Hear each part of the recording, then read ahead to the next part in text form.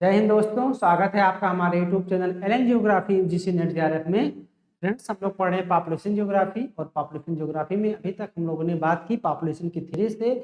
आज हम लोग बात करने वाले हैं एक बहुत ही बेहद इंपॉर्टेंट टॉपिक, ठीक है, जो यहाँ से यूजीसी में जो क्वेश्चन है वो लगातार पूछा जा रहा है। पूरी की पूरी संभावना है क्योंकि जो पॉपुलेशन ज्योग्राफी में जो टॉपिक हैं डायमेंशन बहुत ज़्यादा हैं, इसलिए आपको क्या करना है, बहुत अच्छे से बहुत वित्त उदाहरण के साथ चीज़ों को क्या करना है, समझना है, रटना बिल्कुल नहीं है, ताकि आप कोई चीज़ हो रहा है क्यों है ऐसा आप इस चीज़ को एक्सप्लेन कर सकें। तो चलिए आज का टॉपिक देखते हैं और आज हम लोग पढ़ने वाले हैं डेमोग्राफिक ट्रांजिशन थियरी। ठीक है, बहुत ही इंपॉर्टेंट थियरी है। यहाँ से यूजीसी में हर साल क्वेश्चन आते हैं, इस बार भी आने की पूरी क्या है, संभावना है। ठीक है, तो डेमोग्राफिक ट्रांजिशन थियरी, जनसंख्या संक्रमण सिद्धांत। संक्रमण शब्द से तो आप लोग वाकिफ ही होंगे। संक्रमण का मतलब क्या हो, जहां से चेंज आता है। चेंज आने का मतलब जैसे वहां से चीजें बढ़ भी सकती हैं, चीजें घट भी सकती हैं। चेंज में दोनों चीजें शामिल हैं, बढ़ना और घटना। तो चलिए देखते हैं। The demographic transition theory was given by WH Thompson 1929 and Notestein 1945। यानी जो डेमोग्राफिक ट्रांजिशन थियरी है वो नोटिस्टिन, ये थॉमसन और नोटिस्टिन दोनों महोदय ने मिलकर, थॉमसन ने 1929 में कुछ बात कही और इन्होंने 1945 में कुछ बात कही। इन दोनों का सम्मिलित रूप से एक सिद्धांत आया, इस सिद्धांत के नाम से जाना गया डेमोग्राफिक ट्रांजिशन थियरी। यानी डेमोग्राफिक ट्रांजिशन थियरी के प्रवक्ता यानी जो है प्रणेता कौन है, फादर कौन है, तो आपके थॉमसन और नोटिस्टिन। आप नोटिस्टिन ने बाद में दिया, इसीलिए किसी भी एग्जाम में अगर आपसे थॉमसन और नोटिस्टिन दोनों दे दिया जाए, ठीक है, कि सिद्धांत किसने दिया, तो आपको किसको लगाना है, थॉमसन को लगाना है। ठीक है, नहीं तो हमेशा ये संयुक्त रूप से पूछा जाएगा, कभी भी आपसे कंफ्यूज कराने के लिए पूछा जा सकता है। एक बात ये भी याद रखिएगा कि जो डेमोग्राफिक ट्रांजिशन शब्द है प्रयोग किया था, तो इसका सर्वप्रथम प्रयोग किया था आपके नोटिस्टिन महोदय ने। ये भी बात आपको याद रखनी है कि डेमोग्राफिक ट्रांजिशन वर्ड किसने प्रयोग किया, नोटिस्टिन ने प्रयोग किया। अब आइए देखते हैं ये बताता क्या है। ठीक है, ये जनसंख्या से बेसिकली एक रिलेटेड एक सिद्धांत है, लेकिन ये बहुत ही वास्ट सिद्धांत है क्योंकि ये 3 डायमेंशन को साथ में लेकर चलता है। ठीक है, तो ये क्या बताता है कि इकोनॉमिक डेवलपमेंट, तकनीकी चेंज यानी टेक्नोलॉजिकल डेवलपमेंट, साथ ही साथ population dynamics. Population dynamics, dynamics का मतलब क्या हुआ, चेंज हुआ, जिसमें 3 चीजें शामिल हैं, बर्थ रेट और जो है डेथ रेट और माइग्रेशन यानी प्रवाह। तो ये क्या बताता है, ये सिद्धांत ये बताता है कि किसी भी देश में जो आर्थिक विकास होता है, आर्थिक विकास के साथ साथ जो तकनीकी विकास होता है, तो आर्थिक विकास होने के कारण आपका पॉपुलेशन में चेंज क्या आता है, उसी की बात ये करता है। किसकी बात करता है, ये सभी देश के लिए बात करता है कि कोई भी देश है तो उस देश में अगर आर्थिक विकास हो रहा है और साथ ही साथ तकनीकी विकास भी हो रहा है, तो इन दोनों के सम्मिलित प्रभाव के कारण आपके वहां की जो जनसंख्या है उसके डायनेमिक्स में क्या परिवर्तन आएगा, इसी की बात ये करता है आपका सिद्धांत। और एक बात ये याद रखिएगा कि ये सिद्धांत जो दिया गया, जिस पे रिसर्च किया गया, तो ये पश्चिमी यूरोपीय देश थे। ठीक है, जहां पर पश्चिमी यूरोपीय देश नॉर्वे, स्वीडन, फिनलैंड और सारे जो देश हैं, इन देशों में रिसर्च पर ये आधारित है। ये भी क्वेश्चन आपसे पूछा जा चुका है। यानी पश्चिमी देश और अमेरिका यानी दोनों मिलाकर, ठीक है, इन दोनों देशों पर क्या किया गया था, रिसर्च किया गया था। यानी पश्चिमी यूरोपीय देशों पर रिसर्च करके सिद्धांत लाया गया था। तो ये सिद्धांत उसी के जो है जनसंख्या पर क्या है, आधारित है। ये बात आपको याद रखनी है। तो अब क्या हुआ कि इन्होंने बताया कि कहीं किसी भी देश में आर्थिक विकास होगा, तकनीकी विकास होगा, तो जनसंख्या में क्या आएगा, संक्रमण आएगा, जनसंख्या में परिवर्तन आएगा। तो इन्होंने बताया कि कोई भी जो देश है वो इन 4 स्टेज से होकर गुजरता है। किस देश से, इस 4 स्टेज से होकर क्या होगा, गुजरेगा। कौन कौन से स्टेज हैं, यही स्टेज इंपॉर्टेंट हैं और इस स्टेज में क्या घटित होगा, ये बातें इन्होंने थॉमसन और नोटिस्टिन महोदय ने बताया था। ठीक है, यानी आपसे पूछा जाता है कि डेमोग्राफिक ट्रांजिशन थ्योरी में कितने स्टेज हैं, तो 4 स्टेज हैं। बाद में इसमें बहुत सारे विद्वानों ने सुधार किया, हम बात करेंगे आगे। तो इसमें उसमें एक स्टेज और जोड़ दिया और 5 स्टेज बताया। ठीक है, तो इसको बोलते हैं हाई स्टेशनरी स्टेज। इसको हिंदी वाले जान ले, इसको बोलते हैं उच्च स्थिर अवस्था। उच्च स्थिर अवस्था, पहले स्टेज को क्या बोलते हैं, उच्च स्थिर।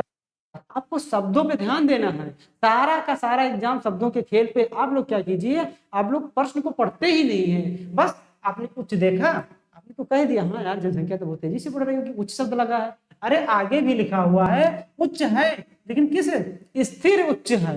स्थिर मतलब बढ़ नहीं रहा है और भी बहुत बुरी तरीके से नहीं बढ़ रहा है, बहुत ही हाई लेवल पे नहीं बढ़ रहा है, ठीक है। यानी स्थिर तो है, ठीक है, लेकिन क्या है, उच्च स्थिर अवस्था। ये पहला स्टेज आप देख रहे होंगे, ये आपका क्या है, ये वाला कलर, ये आपका बर्थ रेट, ये आपका डेथ रेट शो कर रहा है, ठीक है। ये क्या कर रहा है, बर्थ रेट और डेथ रेट शो कर रहा है, ठीक है। अब पहले क्या होता है कि बर्थ रेट, आप देखिए बर्थ रेट क्या होती है, बहुत ही हाई होती है, वो भी क्या है, बहुत ही हाई है, क्या है, बहुत ही हाई है। यानी जन्म बहुत हो रहे हैं, बहुत बच्चे पैदा हो रहे हैं, लेकिन जितना जन्म दर हो रहा है उतने ही मर रहे हैं, ठीक है। तो यहाँ पर एक पॉइंट ये समझ में आया कि जो भी कंट्री इस अवस्था में होगा, इसका मतलब क्या हुआ कि वहां पर आर्थिक विकास नहीं हुआ। आर्थिक विकास होता तो वहां पर मेडिकल फैसिलिटी होती, वहां पर टेक्नोलॉजिकल डेवलपमेंट भी नहीं हुआ है, ठीक है। तकनीकी अगर विकास हो गया होता तो कम से कम वहां पर मेडिकल फैसिलिटी, तकनीकी विकास के कारण तो कम से कम दवाइयां इतनी अच्छी होती, लोगों को रोजगार मिलता, लोगों को शिक्षा मिलता, तो ना तो उतना वो जन्म दर और ना तो उतनी मृत्यु होती। यानी यहाँ पर ये भी आप देख सकते हैं, ये किस अवस्था का द्योतक है, ये द्योतक है ऐसे कंट्री का जहाँ पर बहुत ही आर्थिक पिछड़ापन है, ना तो उनके पास कोई तकनीकी है, ना तो उनका आर्थिक विकास हुआ है, इसलिए वहां पर जन्म दर बहुत ज्यादा है और मृत्यु दर बहुत ज्यादा है, और जनसंख्या की वृद्धि दर क्या है, एकदम जीरो है। ये पॉइंट आपको याद रखना है, जनसंख्या की वृद्धि दर यहाँ पहले स्टेज में क्या है, शून्य है। इसीलिए कहा गया उच्च, यानी दोनों उच्च हैं इसलिए उच्च बोला गया, और स्थिर है, जीरो है, बढ़ ही नहीं रहा है अवस्था, यानी ये अवस्था है। पहला क्या हो गया, हाई स्टेशनरी स्टेज। अब आप लोग खुद सोचिए कि क्या पॉसिबल है, ऐसा कुछ अफ्रीकन कंट्री माने जाते हैं अभी इस अवस्था में, अगर रिसर्च किया जाए तो हमें जहां तक मेरा पर्सनल विचार है कि कोई शायद ही ऐसा कंट्री होगा जो इस स्टेज में होगा, क्योंकि अमूमन इतना ग्लोबलाइजेशन हो चुका है, इतने सारे इंस्टीट्यूशन बन चुके हैं इस लेवल पर, जो कि इतने काम कर रहे हैं, परोपकार एनजीओ चल गए हैं, कि शायद ही कोई देश होगा जहां पर बहुत ज्यादा हाई लेवल पर डेथ रेट हो और हाई लेवल पर क्या हो, या आपका बर्थ रेट हो, और वहां की जनसंख्या वृद्धि दर शून्य। हालांकि अफ्रीका के कुछ कंट्रियों में ऐसा पाया जाता है, तो एग्जाम में अगर आपको आएगा तो आप इसको अपने अनुसार सोच कर लगाना है कि कौन कौन से आ सकते हैं। अब आइए दूसरे स्टेज की बात करते हैं। दूसरा है आपका अर्ली एक्सपेंडिंग स्टेज, यानी अर्ली एक्सपेंडिंग मतलब हुआ प्राथमिक, ठीक है, प्राथमिक वृद्धि अवस्था, ठीक है। एक्सपेंडिंग मतलब प्रसार या वृद्धि कर दिए, प्राथमिक वृद्धि अवस्था, यानी ये पहली अवस्था है जहां पर क्या हो रहा है, वृद्धि हो रहा है। वृद्धि कब होगा, आप देखिए कि यहां पर अगर देखें तो देखिए ध्यान से, तो आपको दिखाई देगा, ये पहला स्टेज आप लोग समझ, इसको हम मिटा लेते हैं, ठीक है, अब आप अच्छे से समझ पाएंगे। चलिए देखिए, ये आपका क्या है, ये आपका बर्थ रेट है, ये आपका डेथ रेट है। तो दूसरे में क्या होता है, अभी भी बर्थ रेट हाई बना हुआ, यानी आराम से क्या है, ज्यादा से ज्यादा बच्चे पैदा हो रहे हैं, लेकिन डेथ रेट जो यहाँ पर बहुत हाई था वो क्या हो रहा है, घट रहा है। यानी 10 पैदा हो रहे हैं तो 5 ही मर रहे हैं, और यहाँ पर 10 पैदा हो रहे थे तो 10 मर जा रहे थे। तो अब 10 पैदा हुए, जन्म लिए, 5 क्या हो गए, 5 की डेथ हो गई, तो 5 तो बचे ही भैया। यानी यहाँ पर क्या हो गया, थोड़ा सा जनसंख्या वृद्धि स्टार्ट हो गई, हर साल 5 बचे, तो जैसे ऐसे ऐसे जनसंख्या क्या होगी, बढ़ने लगेगी। इसीलिए इसको बोला गया वृद्धि अवस्था, अर्ली स्पेंडिंग स्टेज, ठीक है। ये बात आपको समझनी है। अब इसमें कौन से, इसमें भी अफ्रीका के बहुत सारे कंट्री हैं। अब यहाँ पर आपको विकास की बात किया जाए तो आपने क्या देखा कि अब इस देश ने, जो भी इस देश के अंतर्गत आता होगा, वो क्या कर लिया है, वो कंट्रोल कर पा रहा है, लेकिन थोड़ा सा मेडिकल फैसिलिटी आ जाने के कारण यहाँ पर जो वो कुछ बच गए, ठीक है। यानी मेडिकल फैसिलिटी कुछ वहां पर आ गई, कुछ थोड़ा बहुत आर्थिक विकास क्या हो गया, स्टार्ट हो गया, ठीक है, थोड़ा बहुत आर्थिक विकास स्टार्ट हो गया। तो अफ्रीका की बहुत सारी कंट्री हैं, एशिया की बहुत सारी ऐसी कंट्री हैं जो किस स्टेज में है, दूसरी स्टेज में है, जो बर्थ रेट तो अभी भी क्या है, ये बहुत हाई है, ठीक है, और लेकिन डेथ रेट थोड़ा सा कम हो गया है। तीसरा है लेट एक्सपेंडिंग स्टेज, यानी देरी से बढ़ती अवस्था, यानी देरी से बढ़ती अवस्था, इसको हिंदी में बोलते हैं। ये पॉइंट आप लोग अपने नोट में लिख लीजिएगा, अगर नहीं समझ में आएगी तो देरी से बढ़ती अवस्था। देरी से बढ़ती अवस्था का मतलब क्या हुआ? अब एक पॉइंट और याद रखिएगा कि यहाँ पर डेथ रेट अभी भी जो बर्थ रेट है उतना हाई है, लेकिन डेथ रेट थोड़ा सा कम हो जाता है, ठीक है। इसलिए यहाँ पर एक तरीके से देखा जाएगा जनसंख्या विस्फोट की स्थिति आ जाती है। यानी आप क्या है कि मेडिकल फैसिलिटी तो पा गए, तो जन्म दर तो नहीं बढ़ा रहे हैं, मृत्यु दर तो नहीं बढ़ रहा है, नहीं घट रहा है, सॉरी मृत्यु दर तो थोड़ा सा घट गया है, लेकिन जन्म दर बहुत ज्यादा है, जिसके कारण एकदम जनसंख्या की इस वाले कंडीशन में विस्फोट की स्थिति आ जाती है। किसकी? विस्फोट की, जिसमें एक समय इंडिया भी था। अब इंडिया बाहर आ गया है। अब क्या आ गया है? वो तीसरे स्टेज में आ गया है इंडिया, क्योंकि यहाँ देरी से बढ़ती, यानी जनसंख्या तो बढ़ेगी लेकिन टाइम लगेगा। क्यों टाइम लगेगा? क्योंकि आप देख रहे हैं बर्थ रेट भी धीरे धीरे क्या हो गया है? कम हो गया है। डेथ रेट तो ऑलरेडी बहुत कम हो गया है। अब आपको पता है कि किसी देश में डेथ रेट अगर कम हो रहा है, उसका आर्थिक विकास उतना बढ़ रहा है, साथ ही साथ जो उसकी यहाँ मेडिकल फैसिलिटी है यानी टेक्नोलॉजिकल रूप में वो एडवांस हो रहा है, ये भी एक बता रहा है। इसीलिए तो कह रहे थे कि ये तीनों चीजों को साथ में बताता है, ठीक। तो अब ये क्या हुआ? तीसरे स्टेज में कोई कंट्री है, वहां पर डेथ रेट भी घटा है और बर्थ रेट भी घटा लिया है। वो जान गया है बर्थ ज्यादा करने से फायदा नहीं होने वाला है, मुंडी गिनाने से फायदा नहीं होगा, बल्कि इस मुंडी का जो है उपयोग कितना आप कर पा रहे हैं, जिसको हम बात करते हैं डिविडेंड पॉपुलेशन में बात करेंगे, वो आपके लिए कितना उपयोगी है उसकी बात किया जाए, ठीक है, तो ज्यादा फायदे में आप रहेंगे। तो इस तीसरे वाले स्टेज में क्या हो रहा है? बर्थ रेट गिर रहा है और साथ ही साथ आपका डेथ रेट भी क्या हो रहा है? गिर रहा है। यानी आपका पैदा भी कम हो रहे हैं और मर भी कम रहे हैं, दोनों कम हैं, तो जनसंख्या बहुत धीमे से बढ़ रही है। जैसे इस समय इंडिया क्या है? इंडिया इसी स्टेज में है। इंडिया हो गया, चाइना हो गया और बहुत सारे ऐसे कंट्री हैं जो किस स्टेज में है? इस स्टेज में है। चौथा स्टेज क्या है? चौथा है लो स्टेशनरी स्टेज, यानी निम्न स्थिर अवस्था। स्थिर अवस्था, निम्न स्थिर इसको क्यों बोला गया? इसी में लोग फंसते हैं, उच्च स्थिर और निम्न स्थिर में। निम्न स्थिर जन्म दर भी बहुत कम हो गया है और मृत्यु दर दोनों लगभग समान हो गए हैं। यानी यहाँ पर दो जन्म ले रहे हैं तो दोनों लोग क्या हो जा रहे हैं? मर जा रहे हैं। लेकिन इस अवस्था में भी दो जितने जन्म लेते थे उतने मर जा रहे थे। लेकिन यहाँ पर क्या था? यहाँ पर दोनों का रेट जो क्या था? बहुत ज्यादा था। यानी 1000 जन्म लेते थे, 1000 मरते थे। तो यहाँ पर क्या हो गया कि इतना विकास ये लोग कर लिए, ठीक है, चौथे वाले स्टेज में। यानी जितने भी विकसित राष्ट्र हैं वो इसके अंतर्गत, मतलब सारे के सारे विकसित राष्ट्र में कि इसकी जो फर्टिलिटी और मोर्टिलिटी रेट है वो लगभग इक्वल हो गया। यानी दो जन्म लिए, दो जन्म लेने के बाद, ठीक है, क्या हो गए?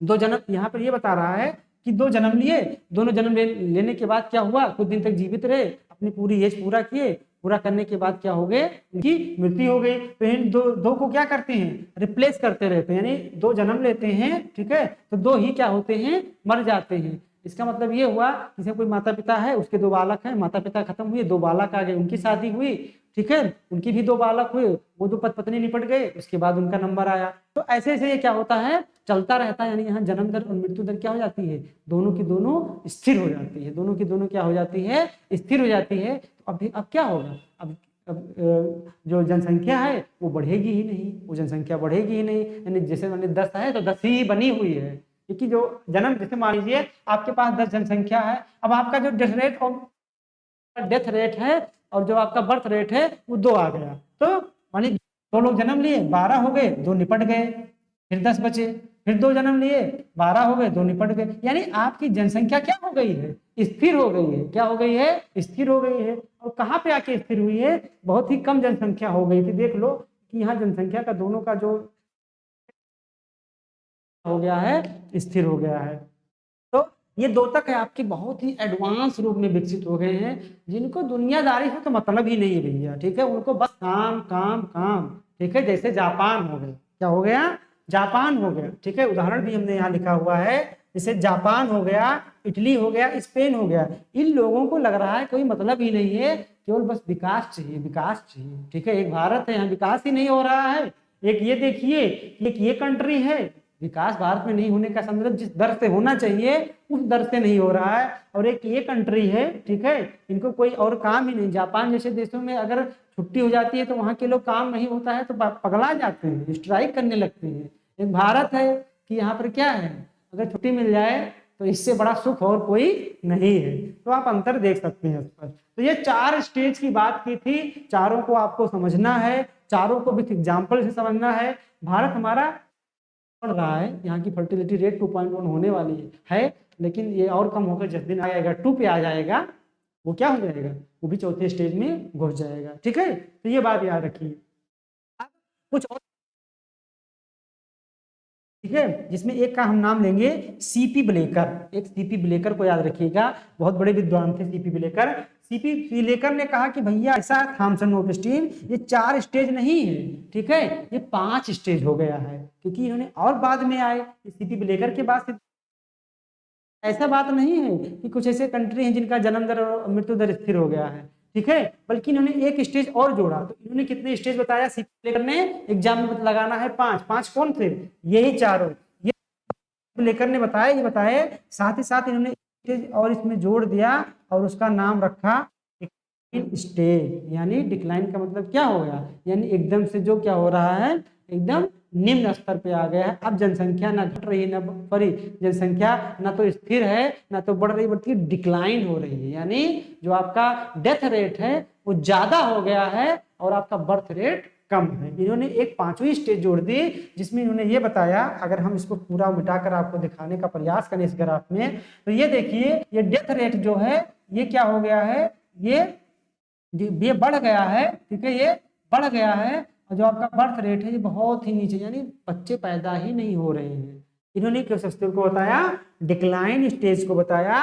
और बहुत सारे इन्होंने कंट्री में देखा, जैसे हंगरी, कुवैत, लिथुआनिया, लाटविया, यानी इन सब कंट्री है कि बच्चे जन्म ही नहीं ले रहे हैं, लोगों की फर्टिलिटी इतनी कम हो गई है, लोग बच्चे पैदा ही नहीं करना चाहते हैं, ठीक है, उनकी फर्टिलिटी होते हुए भी वो नहीं कर पा रहे हैं। कुछ में तो फर्टिलिटी ही कम हो गई है, कुछ तो क्या है, उनका मन बिल्कुल नहीं है कि वो क्या करें, वो बच्चे को जन्म दे, चाहे वो लड़का हो या लड़की हो। तो इस स्थिति में क्या होगा, इस स्थिति में मान लीजिए 10 लोग थे भैया, अब अभी बच्चे पैदा कर नहीं रहे हैं, और मृत्यु दर यहाँ क्या है, मृत्यु दर तो अभी उच्च है, लेकिन डेथ रेट क्या है, सॉरी, मृत्यु दर उच्च है और बर्थ रेट एकदम घट गई है, पैदा हो नहीं रहा है, एक एक आराम से खत्म हो रहे हैं, 9 बच्चे, एक खत्म हो रहा है 8 बच्चा। ये कंडीशन आ गई है कुछ देशों में। उस स्टेज को कहा गया डिक्लाइन स्टेज। कौन सा स्टेज कहा गया, डिक्लाइन स्टेज, ठीक है। तो सीपी ब्लेकर ने कितना बताया, 5 स्टेज बताया। पांचों के नाम क्या है, 4 ही थे और एक इन्होंने डिक्लाइन जोड़ दिया। आपको ये भी याद रखना है, एग्जाम में तो ये याद रखना है कि भैया ये first stage, second stage, third में क्या क्या होगा, आपसे यहाँ पूछेगा, ऐसे डायरेक्ट पूछ लेगा, बताइए 5वीं स्टेज में कौन सा देश आता है, आपको नाम हमने लिख दिया है, ऐसे ही कुछ आप लोग गूगल करके ढूंढ लीजिएगा, ठीक है। भारत किस स्टेज में, इसको तो आपको जानना है, यानी तीसरे में है, चौथे में बढ़ने का प्रयास कर रहा है भारत, ठीक है। अगर पॉपुलेशन पॉलिसी सही से लागू होगी पूरे इंडिया में, साउथ इंडिया में तो ऑलरेडी लागू है, नॉर्थ इंडिया बचा हुआ है, अपना प्यारा यूपी जनसंख्या के मामले में आपको पता है कितना आगे है, सारे काम में चाहे पीछे हो लेकिन जनसंख्या के मामले में बहुत आगे है। आप देख सकते हैं, प्यारा आपका बिहार हो गया, पश्चिम बंगाल हो गया, ठीक है। इन लोगों को मालथस की बात माननी चाहिए, लेकिन ना, ये लोग मालथस की बात नहीं मान रहे हैं, तो दिक्कतें तो होनी है। तो इसीलिए क्या है, अभी देखिए, अभी जो गवर्नमेंट ने क्या लाया है, पॉपुलेशन पॉलिसी लेकर आया है। तो आपको देखना है कि किस स्टेज में कौन सी कंट्री आती है, ये बात आपको याद रखनी है। आपको यही एग्जाम में पूछा जाएगा कि बताइए, ऐसा कंट्री का नाम दे देगा। अब बताइए इटली, बताइए कहाँ पे है, देखिए इटली कहाँ पे है, ये आपका चौथे स्टेज में, यानी यहाँ भी क्या है, यहाँ पर भी जो डेथ रेट है और जो ये जो है बर्थ रेट है, दोनों क्या हो गई है, इक्वल हो गए, यानी 10 पैदा है तो 10 मर रहे हैं, ठीक है। वो अपने आप को प्रतिस्थापित कर रहे हैं। एक पॉइंट आप हमको वो बताना चाहते हैं कि जैसे आपने सुना कि जो है 2.1 पे आने पर जो फर्टिलिटी रेट अगर 2.1 हो जाती है तो जनसंख्या स्थिर मान लिया जाता है। क्या मान लिया जाता है, जनसंख्या स्थिर। ये भारत का है, ठीक है। अब हम आपसे पूछ रहे हैं कि भारत की जो फर्टिलिटी रेट ये कह रहा है कि 2.1 रखना है, तो 2.1 आने पर जनसंख्या स्थिर हो जाए। ये 2 भी रखता था, 2.1 क्यों रखा, इसको कभी आपने विचार किया है? इसका मतलब ये है, 2 रखने का मतलब ये हुआ कि 1 पेरेंट्स है, एक पेरेंट्स है, एक मम्मी एक पापा, 2 लोग हैं, ठीक है। तो 2.2 का मतलब पहले समझिए, 2 का मतलब ये हुआ कि मम्मी पापा 2 बच्चे कर दें, यानी एक लड़का प्लस एक लड़की, या 2 लड़का कर दें या 2 लड़की कर दें, इतना ही, यानी 2 ही रखना है इनको। अब ये इन्होंने 2 किया, अब ये क्या हो गए, ये इनकी डेथ हो गई, स्वर्गवास से धार गए, तो बचा कौन? ये दो बच्चे। ठीक है, अब ये भी शादी किए तो ये भी दो लाए, ये निपट गए, ये बच्चे, यानी अंत में कौन बचेगा? 2 बचेगा। तो यानी 2 क्या स्थिर है ना, हमेशा 2 ही तो बच रहा है, इसलिए माना जाता है कि 2 आने पर फर्टिलिटी रेट, आपकी जनसंख्या स्थिर हो जाएगी। लेकिन भारत देखिए बड़ा होशियार, भारत कह रहा है कि नहीं भैया 2 नहीं लाएंगे, हम 2.1 रखेंगे। 2.1 का मतलब ये हुआ कि ऐसा है भैया, इन्होंने कहा कि कोई आदमी है, ये पेरेंट्स है, माता पिता हैं, ये 2 बच्चा कर लिए। ठीक है, ये 2 बच्चा कर लिए, लेकिन बहुत सारे ऐसे पेरेंट्स हैं 3 भी कर लिए, उसको कोई रोकना नहीं है, क्या कर ले? 3 कर ले। क्यों 3 कर ले? मान लीजिए ये 2 किया और 2 में से एक 15-20 साल बाद निपट गया, यानी इसके कितना बचे? एक ही बचे। क्या बचे? एक ही बचे। तो अब अगर एक निपट गया तो इसका जोड़ा कहाँ मिलेगा? ठीक है, एक निपट गया तो अब इसके अगर 3 रहेगा, ठीक है, इसके क्या रहेगा? 3 रहेगा, तो 2 इसके बचेंगे, एक इसका हो जाएगा, तो ये भी 2 बचेगा, यानी बाद में क्या हुआ? फिर 2 बचा। 2 से शुरू हुआ था लेकिन लास्ट में भी 2 बचा। अगर इसके 3 नहीं रहता तो ये दो थे। ठीक है, मान लीजिए इसके, ये माता पिता हैं, इसके 2 थे, एक एक्सपायर कर गया, एक की जनसंख्या क्या, ये भी जिस दिन ये निपट जाएंगे उस दिन ये अकेला तो बचेगा नहीं, आपकी जनसंख्या कम होने लगेगी। इसलिए भारत वाले बड़े होशियार थे, उन्होंने कहा नहीं ऐसा है, हम 2 नहीं रखेंगे, 2.1 रखेंगे। हो सकता है हर चौथे पांचवें माता पिता का जो बच्चा है वो एक एक्सपायर कर जाए, गड़बड़ हो जाएगा, क्योंकि जो सर है ना, मुंडी गिन रहे हैं, उसका भी होना जरूरी है। ठीक है, इसको देखेंगे, जब पढ़ेंगे पॉपुलेशन और रिसोर्स के बीच में संबंध पढ़ेंगे, तब आपको जनसंख्या का महत्व पता चलेगा कि जनसंख्या ज़्यादा होनी चाहिए, कम होनी चाहिए, या एक मैनेज यानी मैनेज लिस्ट में होनी चाहिए। ये बात हम लोग वहाँ से अच्छी तरीके से जानेंगे। तो वीडियो कैसे लगा आप लोग कमेंट करके जरूर बताइए। डेमोग्राफी ट्रांजिशन थ्योरी कैसे लगी आपको? ठीक है, वीडियो को लाइक कीजिए, शेयर कीजिए। यार आप लोग थोड़ा सा चैनल को क्या कीजिए, सब्सक्राइब भी कर लीजिए, उसको शेयर कर दीजिए, ताकि जो है आपके ग्रो होने के साथ साथ हम लोगों का भी थोड़ा बहुत ग्रो हो, यानी मनोबल हम से बढ़ता है। बाकी आपको जो है कोई भी सुझाव है, आपका स्वागत है, आप मुझे मेल कर सकते हैं। ठीक है, आप मुझे क्या कर सकते हैं, मेल कर सकते हैं। और आपका अगर कोई क्वेश्चन है तो आप बिल्कुल आप जो है इस मेल पे पूछ सकते हैं, मेल करके। ये मेरा व्हाट्सएप नंबर है, ठीक है, और ये मेल है। आपको जो पूछना हो, जो कमेंट करना हो, आप आराम से कर सकते हैं। आप टेलीग्राम चैनल ज्वाइन कर लीजिए, पर भी हम PDF लगातार आपको भेजते रहेंगे। ठीक है, तो मिलते हैं नेक्स्ट वीडियो के साथ। आप लोग अपनी पढ़ाई जारी रखिए। All the best.